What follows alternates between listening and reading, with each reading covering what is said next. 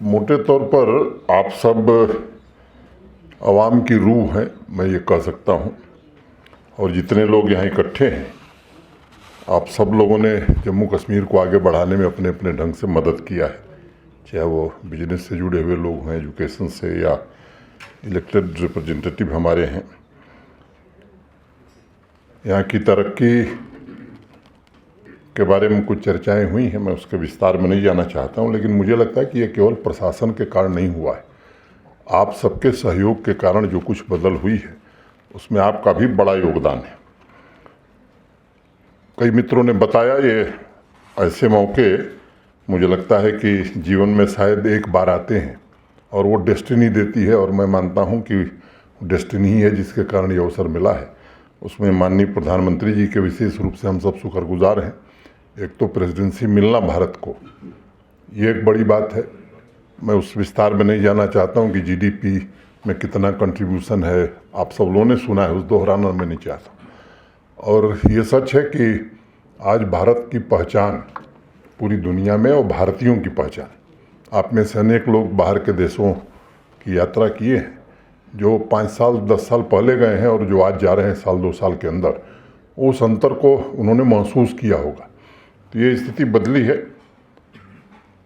ये आयोजन कोई प्रशासन का आयोजन है ऐसा मैं नहीं मानता हूँ, ये जम्मू कश्मीर के हर नागरिक का आयोजन है। और मुझे लगता है कि ये जो हमारा लोकल एस्पिरेशन है, ये अब ग्लोबल एस्पिरेशन से कैसे जुड़ सकता है, इस अवसर का लाभ हम इसमें उठा सकते हैं। इसकी महत्वपूर्ण बैठकें हुई हैं और मैं चाहता हूं कि आप सब का सुझाव तो ही, आपका सक्रिय सहयोग इसमें मिले। मोटे तौर पर मुझे लगता है कि कई विषयों पर अनेक लोगों ने राय दी है। पिछले 3-4 सालों में, आप खास तौर से पैंडेमिक के बाद, जो सबसे ज़्यादा सेक्टर प्रभावित हुआ वो टूरिज़्म का ही रहा है। पिछला जो वर्ष है 2022 का, उसमें रिकवरी काफ़ी तेज गति से हुई। अगर 2021 की तुलना में 2022 को आप देखेंगे तो जो स्टैटिस्टिक्स बता रहे हैं करीब 172% ग्रोथ हुआ है।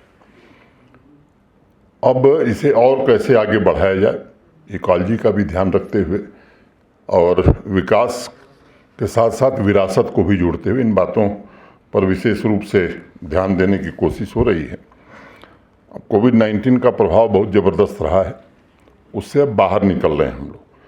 और इस संदर्भ में जो पहले मीटिंग हुई, चाहे वो बाली में हुई हो या गोवा में हुई हो, जो लक्ष्य रखे गए हैं वो ग्रीन टूरिज़्म, हमारा सबसे महत्वपूर्ण जो 5 थीम है उसमें ग्रीन टूरिज़्म है, डिजिटाइजेशन है, स्किल्स माने टूरिज़्म के स्किल्स, और एमएसएमईज कैसे हम टूरिज़्म सेक्टर में ला सकते हैं, और डेस्टिनेशन मैनेजमेंट।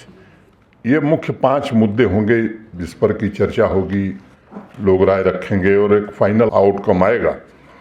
मुझे लगता है कि इन सब विषयों पर तो चर्चा होगी ही, लेकिन टूरिज़्म के लिए सबसे आवश्यक चीज़ें क्या हैं, या किसी इलाके के विकास के लिए सबसे आवश्यक चीज़ें क्या हैं, तो मुझे लगता है कनेक्टिविटी सबसे महत्वपूर्ण मैं मानता हूँ। चाहे वो रोड कनेक्टिविटी हो, रेल कनेक्टिविटी हो या एयर कनेक्टिविटी हो। रोड की अगर मैं बात करूं तो 2020 और आज 2023, 9.5 घंटा से ज़्यादा मुझे लगा था जब मैं पहली बार जम्मू से श्रीनगर आया था, 10 घंटा के करीब। अब 5.5 घंटा, 5 घंटे में भी लोग पहुंच जा रहे हैं, और जो वो टनल जिसका काम चल रहा है वो पूरा हो जाएगा तो मुझे लगता है 5 घंटे से कम समय लगेगा। कटरा से नई दिल्ली ग्रीनफील्ड एक्सप्रेसवे जो बन रही है, तो कटरा से आप पहुंच जाएंगे सीधे 6 घंटे में दिल्ली। अब ये काम पूरा हो जाएगा तो श्रीनगर से 10 घंटे में हम दिल्ली पहुंच सकते हैं। ये सपना नहीं होगा, ये हकीकत होगी 2.5 साल 2 साल बाद। रेलवे कनेक्टिविटी की अगर मैं बात करूं तो जनवरी एंड या फरवरी फर्स्ट वीक में शायद कश्मीर कन्याकुमारी से जुड़ जाएगा।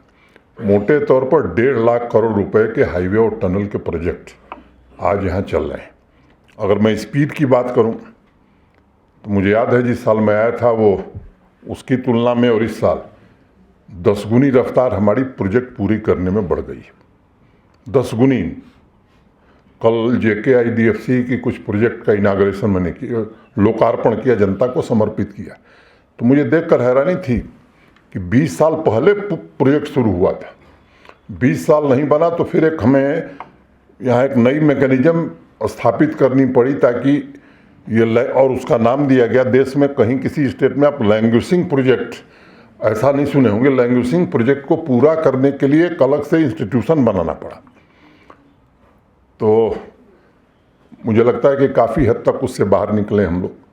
जो बेसिक ज़रूरतें हैं, बिजली हो, पानी हो, सड़क हो, ये ज़्यादा से ज़्यादा पूरी हो सके इसकी कोशिश की जा रही है और उसमें काफ़ी हद तक सफलता भी, मैं ये नहीं कहता हूँ कि सब कुछ हासिल कर लिया गया है, लेकिन जहाँ से शुरुआत हुई थी अच्छे रास्ते पर और काफ़ी मंजिल के दिशा में लंबी छलांग हमने लगाई है। कृषि एग्रीकल्चर की बात मैडम ने उठाई, हार्टिकल्चर। मैं आपको एक बात बताना चाहता हूँ कि पिछले 6-8 महीना पहले एक कृषि विशेषज्ञों की एक समिति हमने बनाई थी और उन्होंने बड़ी मेहनत करके यहाँ प्रोग्राम बनाया है और वो प्रोग्राम मैं आपको बताना चाहता हूँ कि देश की कई राज्य सरकारें उसी को कॉपी करने लगी हैं। और उसमें जिस दिन उन्होंने प्रेजेंटेशन किया था, हमारे प्रशासन के भी साथी थे, उन्होंने कहा कि जो बजट एग्रीकल्चर और एलाइड सेक्टर का है उसके अलावा हमें 5013 करोड़ रुपये चाहिए आने वाले 5 साल में। और बिना झिझक, बिना सोचे हम लोगों ने तय किया कि एकदम दिया जाएगा। और उसके पीछे कारण है कि 70% आबादी जो जम्मू कश्मीर की है, 13 लाख से ज़्यादा परिवार, वो एग्रीकल्चर और एलाइड सेक्टर की एक्टिविटी से जुड़े हुए हैं। दूसरी 2,62,000 ऐसी फैमिली है जो स्मॉल और मार्जिनल फार्मर है। तो उस पर, और मैं आपको आश्वस्त ये करना चाहता हूँ कि अब तक देश में आज़ादी के बाद ऐसा दस्तावेज कहीं नहीं बना है। जितने हमारे गवर्नमेंट के एम्प्लॉइज़ हैं एग्रीकल्चर और एलाइड सेक्टर के, उनकी ट्रेनिंग 3 महीने हो गई है। मैं आपको हंसी के लिए एक छोटी घटना बताता हूँ। मेरे ऑफिस में एक डिप्टी सेक्रेटरी है, उसकी बीबी काम करती है एग्रीकल्चर डिपार्टमेंट में। तो उसने अपने एक सहयोगी से किया कि एग्रीकल्चर वाले पागल हो गए हैं, पता नहीं कितना ज्ञान हो गया कि जब मैं घर जाता हूं तो मुझे रोज़ वो 29 प्रोजेक्ट के बारे में बताने लगती है। मैंने इस लेवल की ट्रेनिंग हुई। अब जो दूसरा अभियान चला है, किसान संपर्क अभियान, मैं अनंतनाग गया था, बडगांव के डीडीसी चेयरमैन साहब थे, अभी 2 दिन पहले ही मैं वहाँ था। इच्छा मेरी है कि मैं हर प्रोग्राम में, मेरे जाने से फिर वो संपर्क अभियान और ट्रेनिंग नहीं होती है, वो सभा हो जाती है, इसलिए मैं नहीं जा रहा। मैं आपको एक आंकड़ा आपके सम्मुख रखना चाहता हूँ कि ये 4था राउंड हमने ख़त्म किया है, अगस्त 31 तक चलेगा। 1,17,000 किसानों ने अब तक पार्टिसिपेट किया है और जो डेटा हमने बेसलाइन सर्वे के लिए कैप्चर किया है वो 1,09,000 किसानों का कैप्चर किया है। एक किसान साथी डैशबोर्ड हमने बनाया है जिसमें 1526 एप्लीकेशन हमारे पास आ गई हैं। ये वो किसान हैं जो डिफरेंट स्कीम्स का लाभ लेना चाहते हैं, डिफरेंट स्टेजेस पर हैं। एक दक्ष किसान पोर्टल बना है जिसमें 1800 लोगों ने रजिस्ट्रेशन कराया है और स्किलिंग के लिए भी किसान, खासतौर से नौजवान की स्किलिंग ठीक से की जाए। अब तक हमारे पास 476 एप्लीकेशन आई है और उनकी बाकायदे स्किलिंग करके हम उन्हें सर्टिफिकेट भी देने जा रहे हैं। एग्री इंटरप्रेन्योर 19,000 से ज़्यादा हम तैयार करने जा रहे हैं। उसमें आज समय नहीं कि मैं विस्तार से बताऊं, तो एक कोशिश हम सब कर रहे हैं। एक तो मैं शुक्रगुजार हूं कि आप सब आए और दूसरा ये कि यह जो G20 का इवेंट है, ये मैंने पहले ही कहा कि ये हम सबका इवेंट है और हम सब लोग मिलकर के इस इवेंट को ठीक से पूरा करें। किसी राज्य के विकास में किन किन चीज़ों की भूमिका हो सकती है? एजुकेशन निश्चित रूप से top priority, agriculture allied sector, यहाँ के लिए टूरिज़्म, अब हैंडलूम हैंडीक्राफ्ट। मुझे बताते हुए यहाँ सब लोग जुड़े हुए हैं, डाउनवर्ड ट्रेंड हमारे यहाँ 12-13 साल से चल रहा था। अब मैं आज आपके बीच ये कह रहा हूँ कि अब एक्सपोर्ट का अपवर्ड ट्रेंड यहाँ जम्मू कश्मीर में शुरू हो गया, बड़े छोटे इंटरवेंशन से, चाहे वो कारपेट की GI टैगिंग हो या QR कोड हो या पश्मीना की हो, इन सब चीज़ों ने अब मदद देनी शुरू कर दी। टूरिज़्म को इंडस्ट्री का दर्जा जो न्यू इंडस्ट्रियल स्कीम बनी है उसमें दिया गया है हॉस्पिटैलिटी सेक्टर को। 250 करोड़ का इन्वेस्टमेंट पिछले 2 साल में इसमें आया है और 17 करोड़ की सब्सिडी भी हम दे चुके हैं। मैं आंकड़ों के साथ इस बात को कहना चाहता हूँ।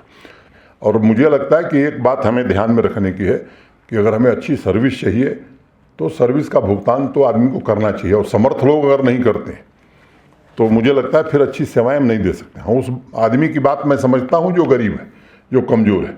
अगर समर्थवान लोग, सक्षम लोग सुविधा सेवाओं के लिए भुगतान करेंगे तो यकीनी तौर पर मैं कह सकता हूँ कि गरीब लोगों का ख्याल अब प्रशासन और अच्छे ढंग से कर पाएगा। तो ये 2-4 बातें मुझे आपसे कहनी थी और आप सब आए, आपने भागीदारी की, मैं आप सबको हृदय से शुक्रिया अदा करता हूँ। जिन्होंने सुझाव दिया है, डिविजनल कमिश्नर और डीसी ने नोट किया है, जो उसमें करने लायक है वो ज़रूर किया जाएगा। और जो साथी अवसर नहीं पा सके उनसे मैं निवेदन करूँगा कि कृपया लिखित रूप से आप भेज दें। धन्यवाद।